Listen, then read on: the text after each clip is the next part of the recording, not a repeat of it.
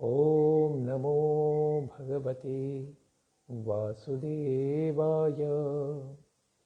ॐ नमो भगवते वासुदेवाय। ॐ नमो भगवते वासुदेवाय। ॐ अज्ञानतिमिरान्धस्य ज्ञानाञ्जनशलाकया चक्षुरुन्मिलितं येन तस्मै श्रीगुरवे नमः। नमो विष्णुपादाय कृष्णपृष्ठाय भूतले श्रीमते भक्तिवेदान्त स्वामिन्निति नामिने। नमस्ते सारस्वते देवे गौरवाणी प्रचारिणे निर्विशेष शून्यवादी पाश्चात्यदेशतारिणे। नमो महावदन्याय कृष्ण प्रेम प्रदायते कृष्णाय कृष्ण चैतन्य नाम्ने गौरत्विषे नमः। हे कृष्ण करुणा सिंधो दीनबंधो जगत्पते गोपेश गोपिका कांत राधा कांत नमस्तुते। तप्त कांचन गौरांगी राधे वृंदावनेश्वरी वृषभानुसुते देवी प्रणमामि हरिप्रिये। वाञ्छाकल्पतरुभ्यश्च कृपा सिन्धुभ्येव च पतितानां पावनेभ्यो वैष्णवेभ्यो नमो नमः। जय श्री कृष्ण चैतन्य प्रभु नित्यानंद श्री अद्वैत गदाधर श्रीवासादि गौरभक्तवृंद। हरे कृष्णा कृष्णा कृष्णा हरे हरे हरे राम राम राम हरे हरे। नारायणं नमस्कृत्य नरं चैव नरोत्तमं देवीं सरस्वतीं व्यासं ततो जयं मुदीरयेत्। हरे कृष्णा। सर्व भक्तों का स्वागत है प्रातःकालीन श्रीमद् भागवतम के पाठ में। हम श्रवण कर रहे श्रीमद् भागवतम के चौथे स्कंद से अध्याय 13वां। इसके अंतर्गत हमने कल की कथा में वेण और पृथु महाराज का उपाख्यान इसको शुरुआत की थी। हमने देखा कि ब्राह्मणों ने अत्यंत क्रोध में आकर अत्यंत राक्षसी और आसुरिक ऐसे वेण महाराज को होमकाल के द्वारा मृत्युदंड दे दिया।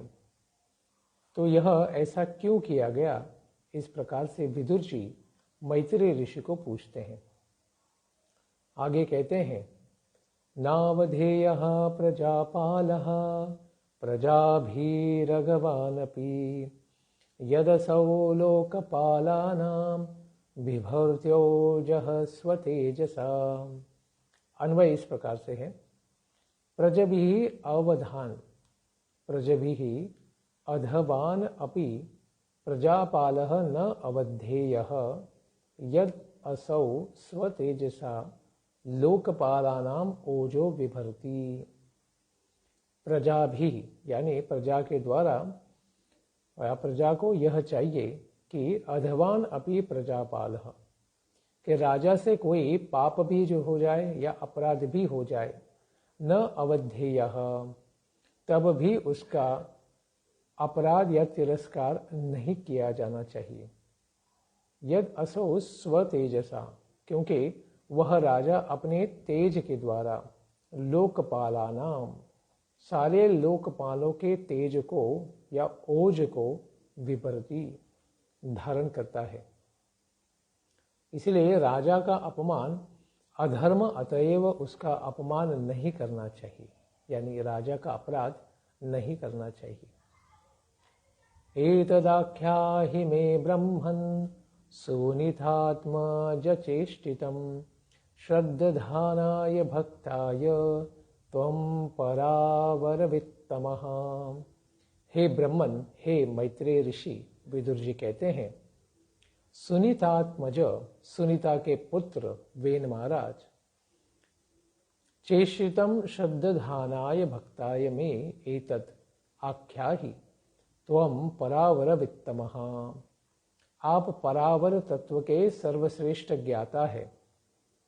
आप इस सुनीता के पुत्र वेन महाराज के चरित्र को श्रद्धा संपन्न तथा सुनने की इच्छा वाले मुझको, भक्ताय, मैं आपका भक्त हूँ, भगवान का भी भक्त हूँ, और श्रद्धानाय, मेरी आपके ऊपर श्रद्धा है और आप जो भी सत्य बताएंगे उसे मैं श्रवण करना चाहता हूँ, इसलिए कृपा करके आप इसे मुझे सुनाइए। परावर विदाम मध्य अति श्रेष्ठ, क्योंकि आप क्या हैं, परावर विद यानी तत्वज्ञों में सर्वश्रेष्ठ है। तो इसके ऊपर मैत्रेय ऋषि क्या कहते हैं? मैत्रेय उवाच अंगोश्वमेधम राजर्षि राजहार महाक्रतुम न जगमुर्देवतास्तस्मिन् आहुता ब्रह्मवादिभिः। राजर्षि अंग महाक्रतुम आजहार, राजर्षि अंग जो वेन के पिता थे, एक बार अश्वमेध नामक महायाग किए। तस्मिन् ब्रह्मवादिभिः आहुतः देवताः न आजग्मुहु, किंतु उस दिव्य यज्ञ में ब्रह्मवादियों के द्वारा यानी ब्राह्मणों के द्वारा आवाहन किए जाने पर भी देवता यानी देवलोक के देवताजन न आजग्मुहु, उसमें उपस्थित नहीं हुए। अंग इत्यादि श्लोक से बता रहे हैं कि नहीं होने वाला पुत्र यदि काम्य कर्म के प्रभाव से हो भी जाए तो वह सुखप्रद नहीं होता। अगर भाग्य में पुत्र या पौत्रों का आनंद नहीं लिखा है तो उसे बड़े बड़े यज्ञ करके या काम्य कर्मकांड करके भी प्राप्त कर लिया जाए तो वो सुख का साधन नहीं बनेगा। इसको स्वीकार करने वाले लोग अत्यंत महान होते हैं, लेकिन सामान्यतः लोग इस संसार में इस तत्व को स्वीकार नहीं कर पाते। येन केन प्रकारेण पुत्र तो मिलना ही चाहिए, इसके लिए प्रयास करते हैं। इसी उपाख्यान के द्वारा पता चलेगा कि कर्मकांड के द्वारा भी जो इप्सित या प्राप्य अपने पुण्य कर्मों से पुत्र प्राप्त नहीं है, उसे अन्यथा प्राप्त करने का कोई लाभ नहीं होता। इस अर्थ को सूचित करते हुए अंग के पुत्र की उत्पत्ति का क्रम बतलाया गया है। तमोचोर्विस्मतास्तत्र यजमानमथ ऋत्विजः हविंषि हूयमानानि न ते गृह्णन्ति देवताः। तत्र विस्मिताः ऋत्विजः यजमानम ऊचुः। यह देखकर अत्यंत आश्चर्यचकित ऋत्विजों ने, ब्राह्मणों ने यजमान से कहा, यानी महाराज अंग से कहा, ते हूयमानानि हविंषि देवताः नहि गृह्णन्ति। आपके हविष्य को, हविषिम से किए जाने वाले इस होम को देवतागण तो नहीं गृह्णन्ति, स्वीकार नहीं कर रहे हैं। इस प्रकार से उन्होंने राजा को सूचित किया। क्यों? राजन् हविंश दुष्टानि श्रद्धया साधितानि ते छन्दांस यातयामानि योजितानि धृतव्रतैः न विदामेह देवानां हेलनं वयमन्वपि यन्न गृह्णन्ति भागान् स्वान् ये देवः कर्म साक्षिणः। राजन ते हविंषि अदुष्टानि। राजन, इसका कारण यह है कि आपके हविष्य यज्ञ का भाग दूषित नहीं है। श्रद्धया आसादितानि, वे श्रद्धापूर्वक निर्माण भी किए गए हैं। छंदांसी धृतवतैहि अयात यामानि योजितानि, और वेद मंत्रों के साथ भी किसी प्रकार बलहीन नहीं है, यानी सही वेदों के मंत्रों का उपचार भी किया गया है, फिर भी यह प्रसंग आ गया है। वयम देवानाम अन्वपि हेलनम न विदामहे यत्ते कर्म साक्षिणः देवाः स्वान् भागान् न गृह्णन्ति। उनका प्रयोग करने वाले याजक पूर्ण रूप से, यानी वयम हम सब पूर्ण रूप से नियमों का पालन करने वाले हैं। देवानाम अनु अपि हेलनम न, थोड़ा भी, अणुमात्र भी, कण मात्र भी हम देवताओं की अवहेलना नहीं करते, या फिर उनका नियमों के द्वारा जो यज्ञ करना है उसका भी हम कभी भी पालन करने में नहीं चूकते हैं। इसलिए यत्ते कर्म साक्षिणः देवाः स्वान् भागान् न गृह्णन्ति, फिर भी कर्माध्यक्ष देवता न जाने किस कारण से अपने भाग को न गृह्णन्ति, नहीं स्वीकार कर रहे हैं, यह समझ में नहीं आ रहा था। इसके ऊपर मैत्रेय ऋषि कहते हैं कि ऐसा क्यों हो रहा था। अंगो द्विजवचा श्रुत्वा यजमानः सुदुर्मणः तत्प्रष्टुं व्यसृजाद् वाचं सदस्यांस्तदनुज्ञया। द्विजवचः श्रुत्वा, द्विज यानी ब्राह्मणों के द्वारा जो यह दिव्य वाणी श्रुत्वा सुनकर, दुर्मणा यजमान अत्यंत दुखित मन से, अत्यंत व्यथित मन से यजमान यंग महाराज तद अनुज्ञया सदस्यान तत्प्रष्टुम वाचम व्यसृजत, उन सबको ब्राह्मणों की अनुमति को प्राप्त करके सदस्यों से पूछने के लिए मौन तोड़ दिए, क्योंकि यजमान को यज्ञ में मौन नहीं तोड़ना होता, चुपचाप उन्हें मंत्रों का केवल जाप करना होता है और यज्ञ में भाग लेना होता है। लेकिन फिर भी उन सब ब्राह्मणों की अनुमति प्राप्त करके फिर उन्होंने जो मौन लिया था उस मौन को पालन नहीं किया, यानी तोड़ दिया, बात करने लगे। नागच्छन्त्याहुता देवा न गृह्णन्ति ग्रहानिह सदसस्पतयो ब्रूथ किमवद्यं मया कृतम्। हे सदसस्पतयः आहुता देवा न आगच्छन्ति इह ग्रहान न गृह्णन्ति। सदस्यों, द्विज, ब्राह्मणों, आवाहन करने पर भी देवता यहाँ उपस्थित नहीं हो रहे हैं और सोम पात्र को ग्रहण भी नहीं कर रहे हैं। बतलाइए ब्रूत, कृपया बताइए, मया, मेरे द्वारा किम अवध्यम कृतम, मेरे द्वारा कौन सा ऐसा कर्म किया गया है जिसे मुझे नहीं करना चाहिए था। अवध्यम कृतम यानी अपराध मैंने कौन सा कर दिया है। क्योंकि सारे ब्राह्मणों को बुलाकर उन्होंने पूछा कि आप में से कोई तो हमें बता ही सकता है कि ऐसा क्यों हो रहा है। ग्रहण अर्थात सोम पात्रों का यज्ञ में ग्रहण नहीं करते हैं। तो सदस्पतयः ऊचुः, सारे ब्राह्मण द्विज क्या कहते हैं। नरदेवेह भवतो नाघं तावन्मनाक् स्थितम् अस्तेकं प्राक्तनमद्यं यदि हे दृक्त्वमप्रजः। नरदेव, इह भवताः तावत् मनाक् अघो न एकं प्राक्तनम् अघम अस्ति एन त्वम् इह इदृक् अप्रजः।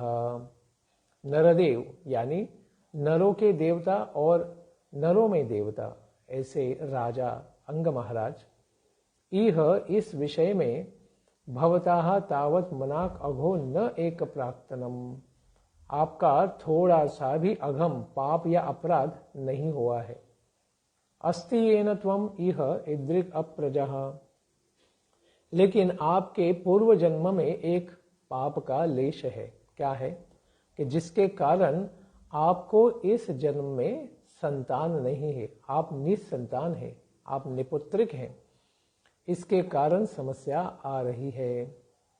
इस जन्म में तो आपने कोई भी पाप नहीं किया है, लेकिन यदि आपने कोई ऐसा पाप हो जाने पर उसका प्रायश्चित कर लेने से वह शीघ्र ही तो विनष्ट हो जाता है। किंतु पूर्व जन्म का एक पाप है जिसके कारण इस तरह अत्यधिक गुणों से युक्त होने पर भी अत्यंत महान होने पर भी आप तो प्रजाहीन है, आपका कोई पुत्र नहीं हुआ है। तथा साधय भद्रम ते आत्मानं सुप्रजं नृप इष्टस्ते पुत्र कामस्य पुत्रं दास्यति यज्ञभूक। नृप ते भद्रम, राजन आपका कल्याण हो। तथा आत्मानं साधय पुत्र कामस्य ते इष्टः यज्ञभुक् ते पुत्रम दास्यति। पहले आप क्या करें, सुपुत्र प्राप्त करने का कोई उपाय कीजिए। राजा को अगर पुत्र नहीं है तो देवता भी उसके यज्ञ का भाग स्वीकार नहीं कर रहे हैं, तो सुपुत्र के प्राप्ति के लिए आपको प्रयास करना चाहिए। क्योंकि पुम नामक नरका त्रायते इति पुत्रः, जो पुम नामक नरक में जाने से पिता को बचाता है उसी को पुत्र कहा जाता है। तो आपने पुत्र प्राप्त नहीं किया है, इसके कारण देवता आपका यज्ञ का भाग स्वीकार नहीं कर रहे हैं। तो कृपा करके आप पुत्र कामेष्टि प्रकार का यज्ञ करें और पहले पुत्र प्राप्त करने का प्रयास करें। यज्ञ भुक्ते पुत्रम दास्यति। यदि आप पुत्र की कामना से यज्ञ करेंगे तो भगवान यज्ञ भुक यानी यज्ञ का आनंद लेने वाले, यज्ञ के भोक्ता भगवान यज्ञेश्वर आपको पुत्र अवश्य प्रदान करेंगे। इसलिए देवता जैसे हविष्य ग्रहण करें वैसा आप उपाय करें। यदि कहे कि वह कैसे करना चाहिए तो सदस्यों ने ईष्टः इत्यादि यह श्लोक कहा है कि आप अवश्य इस प्रकार का यज्ञ करें जिससे आपको पुत्र की प्राप्ति हो सकती है। तथा स्वभागधेयानि ग्रहिष्यन्ति दिवौकसः यद्यच्न्य पुरुष साक्षात् अपत्याय हविर्वृतः। यदि अपत्याय साक्षात् यज्ञ पुरुष हरिः वृतः तथा दिवौकसः स्वभागधेयानि ग्रहिष्यन्ति। क्योंकि यदि आप संतान की प्राप्ति के लिए साक्षात यज्ञ पुरुष, साक्षात भगवान हरि इनका ही आवाहन करते हैं, आपके द्वारा इनका आवाहन किया जाएगा, तो दिवौकसः दिवी लोकों में जो रहते हैं ऐसे देवतागण अपने आप ही स्वभागधेयानि अपने यज्ञ के भागों को भगवान के प्रसाद को प्राप्त करने के लिए ग्रहिष्यन्ति स्वयं ही आकर ग्रहण कर लेंगे। इसके लिए आपको अलग से प्रयास करने की आवश्यकता नहीं पड़ेगी, क्योंकि सारे यज्ञ तो भगवान विष्णु को ही प्रसन्न करने के लिए किए जाते हैं। तो अगर आप भगवान विष्णु को ही प्रसन्न कर लेंगे तो किसी अन्य देवताओं को अलग से बुलाने की आवश्यकता नहीं पड़ेगी, वे स्वयं ही आ जाएंगे। वैसा करने पर देवता अपने भाग को स्वयं ही ग्रहण करेंगे, क्योंकि साक्षात श्री हरि आहूत होंगे, आ जाएंगे, तो उनके साथ वे सभी भी आ ही जाएंगे। क्योंकि जैसे राजा आता है तो उसके साथ मंत्रीगण भी अपने आप ही, सारा जत्था अपने आप ही उनके साथ आ जाता है, इसलिए उसके लिए अलग से बुलाने की आवश्यकता नहीं पड़ती।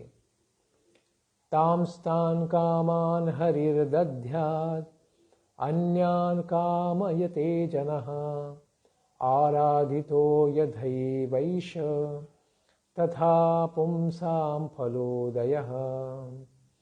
जनः यान यान कामयते तान तान कामान हरिः दद्यात्। भक्तगण या भक्तजन जिन जिन वस्तुओं की कामना करता है, इच्छा करता है, प्राप्त करने की इच्छा करता है, श्री हरि उन सभी काम्य पदार्थों को उसे प्रदान करते हैं, यानी दद्यात, दे देते हैं। तो बच्चे जिस प्रकार से माता पिता से कुछ कुछ चीज़ों की अपेक्षा करते हैं कि खिलौना ले आइए, बाकी चीज़ें ले आइए, तो पिता माता उनको वो सारी चीज़ें दे देते हैं। उसी प्रकार से भगवान हमारे परम पिता हैं, इसीलिए उनके पास अगर हम किसी चीज़ की याचना करते हैं तो उसे वे अवश्य दे देते हैं। इसीलिए कहा गया है नित्यो नित्यानाम चेतनस चेतनानाम एको बहुनाम यो विदधाति कामान। तो भगवान वही हैं जो अनेक उनके भक्तों की इच्छाओं को पूर्ण करते हैं। एष यथैव आराधितः, जिस प्रकार से उनके भक्त उनकी आराधना करते हैं, तथा पुंसाम फलोदयः, वे उसी के अनुसार उसे फल प्रदान करते हैं, यानी उनके आशीर्वाद देते हैं कि जिस जिस प्रकार से आपकी इच्छा हो उस प्रकार से आपको फल प्राप्त हो। यदि कहें कि अत्यंत तुच्छ कामनाओं को श्रीहरि कैसे पूरा कर सकते हैं, तो इस पर तामस्तान यह श्लोक कहते हैं, अरे भगवान तो हर प्रकार की इच्छा पूर्ण कर सकते हैं। इसलिए भागवत कहता है, अकाम सर्व कामो वा मोक्ष काम उदाहरति तीव्रेण भक्ति योगेन यजेत पुरुषम परम। तो व्यक्ति ने क्या करना चाहिए? तीव्रता से भगवान का भजन करना चाहिए, और ऐसे भजन के द्वारा सारी इच्छाओं को प्राप्त किया जा सकता है। इसीलिए कहते हैं, इति व्यवसिता विप्रास तस्य राज्ञ प्रजातये पूरोडाशम निरवपन शीपीविष्टाय विष्णवे। इति व्यवसिता विप्रा, इस प्रकार से तस्य राज्ञ प्रजापते, राजा को अंग महाराज को पुत्र प्राप्त करने का निश्चय करने के पश्चात शिपिविष्टाय विष्णुवे पुराडाशम नीरवपन, इसके पश्चात ऋत्विजों ने, ब्राह्मणों ने पशुमय यज्ञ रूप से रहने वाले श्री विष्णु भगवान की पूजन के लिए पूरोडश नामक चरु को समर्पित किया, यानी एक प्रकार के खीर को समर्पित किया, अर्पित किया। प्रजात्य अर्थात पुत्र की उत्पत्ति के लिए, जिस प्रकार से भगवान श्री रामचंद्र को प्राप्त करने के लिए दशरथ महाराज ने पुत्र कामेष्टि यज्ञ किया था, उसमें भी चरु ही अर्पण किया था। इसीलिए कहते हैं कि प्रजात्य यानी पुत्र की उत्पत्ति के लिए शिपिविष्टाय, शिपि अर्थात पशुओं में प्रविष्टाय अर्थात यज्ञ रूप से प्रविष्ट भगवान श्री विष्णु के लिए पूरोडाश नामक चरु का निर्वाप किया। एक खास प्रकार का ये चरु है। श्रुति भी कहते हैं कि यज्ञो वै विष्णु हो, यज्ञ साक्षात भगवान विष्णु या नारायण है। शिपि यज्ञ से पशुषु प्रतिष्ठति, अर्थात यज्ञ ही विष्णु है, पशुओं में यज्ञ ही प्रतिष्ठित है। इस प्रकार से जैसे गाय में दूध और दूध में घी होता है, उसी प्रकार से यज्ञ में ही भगवान विष्णु हैं। इसीलिए कहते तस्मात् पुरुष उत्तस्थौ हेममाल्यमलाम्बरः हिरण्मयेन पात्रेण सिद्धमादाय पायसम। तस्माद् हेममाल्यमलाम्बर पुरुष, भगवान कैसे हैं? अत्यंत स्वर्ण के पात्र में पुरुष माल्यों को अर्पण, अपने अत्यंत सुंदर ऐसे पीले पीतांबर को चमकीले सोने की तरह पीले और चमकीले पीतांबर से युक्त ऐसे भगवान हिरण्मयेन पात्रेण सिद्धम, सोने के पात्र से सिद्ध किए हुए यानी उसमें रखे हुए पायसम, खीर को आदाय उत्तस्थौ, इस प्रकार से वो लेकर प्रकट हुआ। योग्य अग्नि से एक पुरुष अपने हाथ में ही सोने के पात्र को लेकर, सिद्ध पात्र को लेकर वहां पर यज्ञ में ही प्रकट हो गया। स विप्राण अनुमतो राज्ञा गृहीत्वांजलि नौदनम अवध्राय मुदा युक्तः प्रादात् पत्न्या उदारधिः। विप्राण अनुमतः स उदारधि राजा, जो राजा अत्यंत उदार हृदय का है, बुद्धि का है। विप्राण अनुमतः, सारे ब्राह्मणों के द्वारा अनुमति प्राप्त करके अंजलिना, अपने दोनों हाथों के द्वारा ओदनम गृहीत्वा, उस पायस को यानी स्वीट राइस को उसने प्राप्त कर लिया। अवघ्राय मुदा, और अत्यंत उसे क्या किया, उसने सूंघ कर प्रसन्नता को प्राप्त करके पत्न्यै ही प्रादात, और वह खीर किसको दे दी? अपनी पत्नी को सुनीता को दे दी, क्योंकि वो पायस पति को नहीं पीना था, पत्नी को पीना था। इसलिए अत्यंत प्रसन्नता पूर्वक उन्होंने उसे अपनी पत्नी को दे दिया। सा तत्पुंसवनं राज्ञी प्राश्य वै प्रत्युरादधे गर्भं काल उपावृत्ते कुमारं सुषुवे प्रजा। सा अप्रजा राज्ञी तत्पुंसवनं प्राश्य वै प्रत्युरादधे गर्भकाले उपावृत्ते कुमारम सुषुवे। वह पुत्रहीन, क्योंकि किसी भी प्रकार का पुत्र उसे नहीं था, रानी सुनीता उस पुत्र प्रदान करने वाली खीर को खाकर पति के सहवास से गर्भ धारण की, और उससे समयानुसार पुत्र को उसने जन्म भी दिया। इसलिए कहा है कुमारम, न कि कुमारी। कुमारी को नहीं, कुमार को सुषुवे जन्म दिया। पुत्र प्रदान करने वाले उस खीर को खाकर सुनीता ने अपने पति के सहवास से गर्भ धारण किया। अभी तक वह तो पुत्रहीन ही थी, लेकिन अभी ऋषियों की कृपा से, यज्ञ पुरुष भगवान श्री हरि नारायण की कृपा से उसने अभी पुत्र को प्राप्त किया।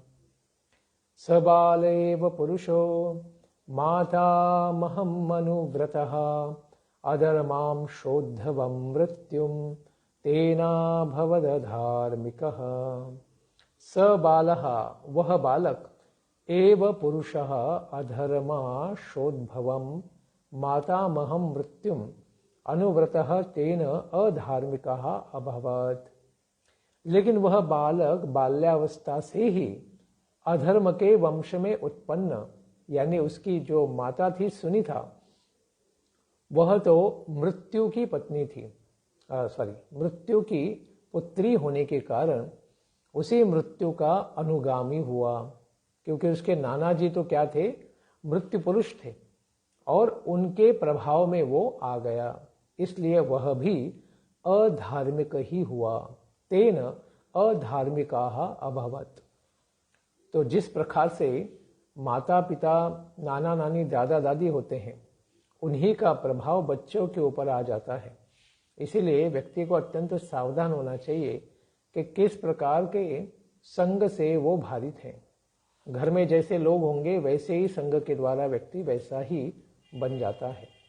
इसलिए मातामहं मृत्युम, मातामह यानी नाना, यानी माता के पिता, वे स्वयं साक्षात मृत्यु थे। मृत्यु ही पुत्री सुनीता, और मृत्यु की ही पुत्री थी सुनीता, जो अंग महाराज की पत्नी थी। उसी का प्रभाव फिर बालक के ऊपर आ गया। तो यह क्षेत्र यानी माता बच्चे के स्वभाव को विकास करने में बहुत ही महत्वपूर्ण व्यक्ति होती है। अगर माता में राक्षसी विचार है तो पुत्र में भी उस प्रकार के विचार आ सकते हैं। सशरासनमुद्यम्य मृगयोर्वनगोचरः हन्त्य साधुर्मृगान् दीनान् वेनो सावित्यरौज्जनः। असाधु, वह दुष्ट, शरासनमुद्यम्य, धनुष बाण लेकर, मृगयूहु यानी वनगोचर, वन में रहने वाले जो भी मृग पशु हैं, दीनान मृगान हंती, ऐसे दुर्बल पशुओं को जो अपना रक्षण करने में समर्थ नहीं है, जैसे मृग आदि, इन सबको जाकर मारने का काम करता था। जनः असौ वेन इति अरौत, और फिर उसको देखकर, अत्यंत क्रूर व्यक्ति को देख के व्यक्ति जिस प्रकार से डर जाता है, तो सब लोग उसको देखकर चिल्लाने लगे, वेन आ गया, वेन। इसीलिए कहा गया है मानो एक प्रकार का वो लुब्धक ही हो, यानी प्राणियों का हत्यारा ही हो, बहलिया हो। मृगयूर लब्धकः स्तन तम दृष्ट्वा, उन मृगों को मारने वाले को व्याध के रूप में ही देखकर, वेनो यानी उसको देखकर लोग कहते थे कि मानो वेन यानी कोई व्याध ही आ गया।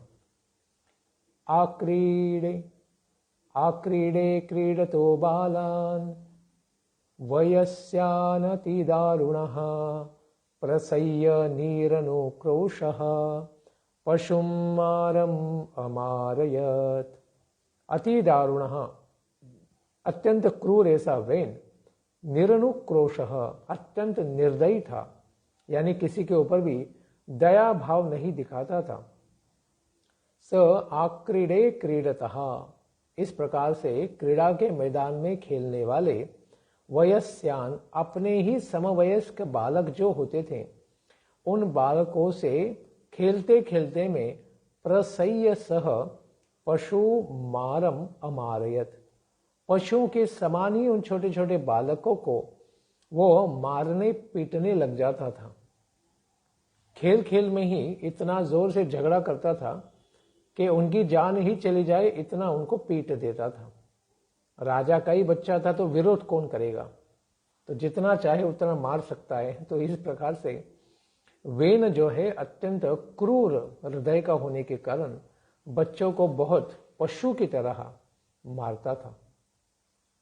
तम विचक्ष खलम पुत्रम शासनैर्विविधै नृपः यदा न शासितुं कल्पो भ्रीषमासीत् सुदुर्मनः। तम खलम, अत्यंत खलनायक के जैसा यह दुष्ट हृदयी वेन महाराज, पुत्रम विचक्ष नृपः, इसको देख कर कि अरे मेरा पुत्र कितना बड़ा खलनायक है, राक्षस है, इस प्रकार से देखने पर महाराज अंग यदा विविधई ही, अनेक अनेक प्रकार से विधि करके, शासनई ही, उसको सन्मार्ग पे लाने के लिए शासितुम कल्पः, बहुत प्रयास करते थे, करे ये किसी न किसी प्रकार से सुधर जाए, समझ जाए, धर्म का पालन करे, अधर्म का पालन न करे, दूसरे जीवों को दुख न दे, न भृशम दुर्मणा आसीत। इस प्रकार इतना प्रयास करने के बाद भी महाराज अंग उस बालक वेन को सन्मार्ग में लाने के लिए समर्थ नहीं हो सके। इसी के कारण उन्हें दुर्मणा, अत्यंत दुख हुआ कि अरे मेरा बालक मेरी बात मानता भी नहीं और धर्म पे प्रति इसकी कोई आसक्ति ही, रुचि ही नहीं है।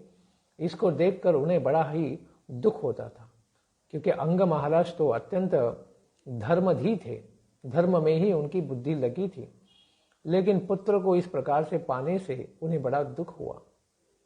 प्रायेना अभ्यर्चितो देवो ये प्रजा गृहमेधिनः कदपत्य भृतं दुःखम ये न विन्दन्ति दुर्भरम। ये अप्रजाः गृहमेधिनः तैः प्रायेण देव अभ्यर्चितः ये कदपत्य भृतम दुर्भरम दुःखम न विन्दन्ति। महाराज अंग तो मन ही मन में सोचने लगे कि ये अप्रजा गृहमेदिना तै प्रायेण देव अभ्यर्चितः, अरे जिन गृहस्थों के या गृहमेदियों के जिनकी सारी चेतना गृह में ही लग गई हो, उस प्रकार के गृहस्थों के अगर पुत्र नहीं होते तो वे लोग तो अवश्य ही पूर्व जन्म में श्री हरि की आराधना किए होंगे। देव अभ्यर्चितः, शायद ही उन्होंने बहुत अच्छी भक्ति की होगी, इसीलिए उनके घर में येद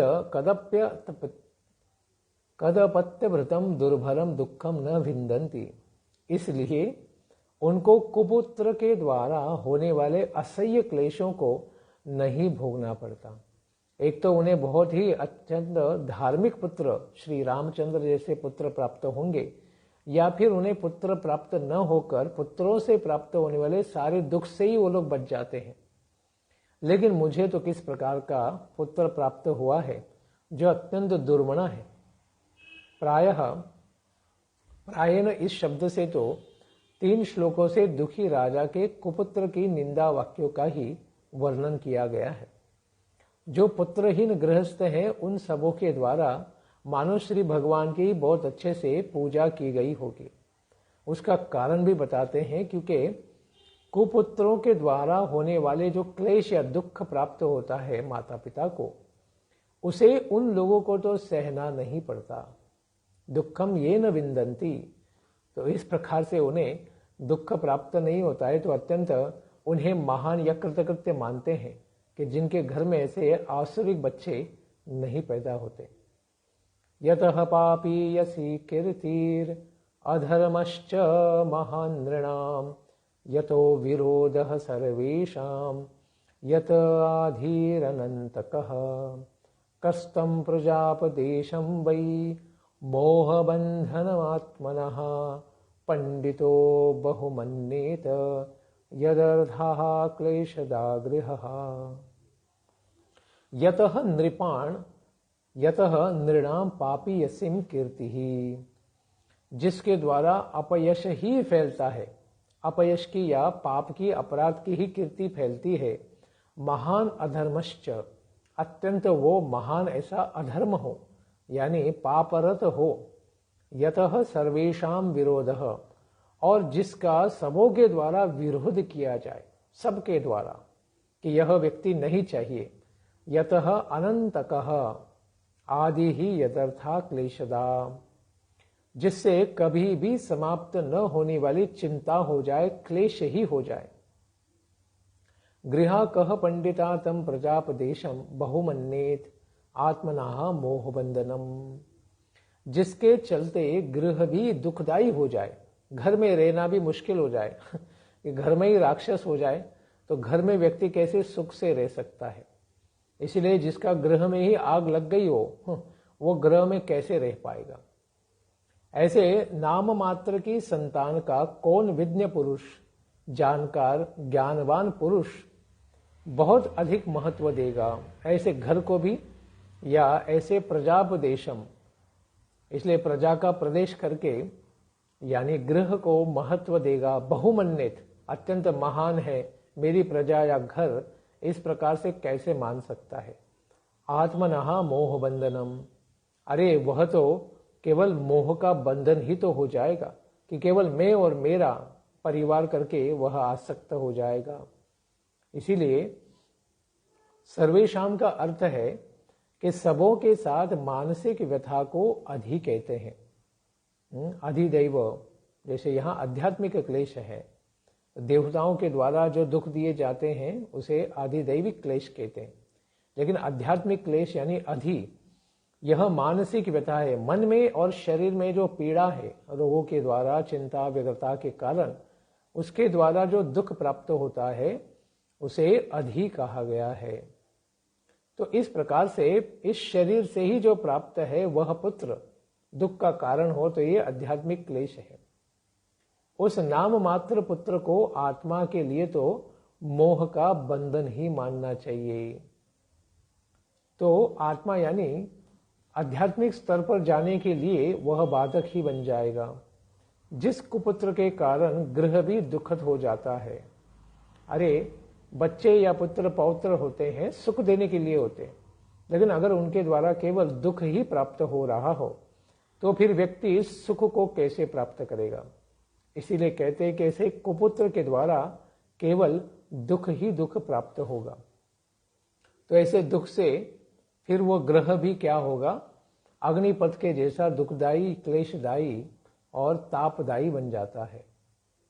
इसीलिए कहते हैं कदपत्यम वरम मन्ये सदपत्याच्युताम पदात् निर्विद्येत गृहान मर्त्यो यत् क्लेश निवहा गृहाम।